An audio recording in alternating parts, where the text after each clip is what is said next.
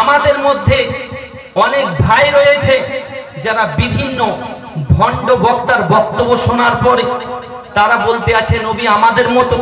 তাদের জন্য আমি মেসেজ দেব, ভাই আপনি শুনুন, নবী যেদিন পৃথিবীতে আসে, তোমার যেদিন পৃথিবীতে জন্ম হয়, পৃথিবীতে তুমি যেদিন আসো, তুমিও 40 দিন নাপাক ছিলে, তোমার মাও 40 দিন নাপাক ছিল। নবী পাক যেদিন পৃথিবীর সরজমিনে আসেন, খোদার কসম নবী পাক পবিত্র, তিনার মাও পবিত্র ছিলেন। জোরে বলুন সুবহানাল্লাহ।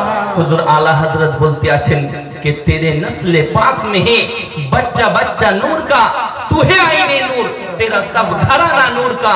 सुभान अल्लाह। তুমি যেদিন পৃথিবীতে আসো, তুমি অপবিত্র 40 দিন ছিলে, তোমার মাও ছিল, নবী পাক পবিত্র, তিনার মাও পবিত্র। তুমি যেদিন পৃথিবীতে আসো, আসার পরে কি তোমার নাড়ি কাটতে হয়েছিল? হয়েছিল কি হয়নি? নাড়ি কাটতে হয়েছিল।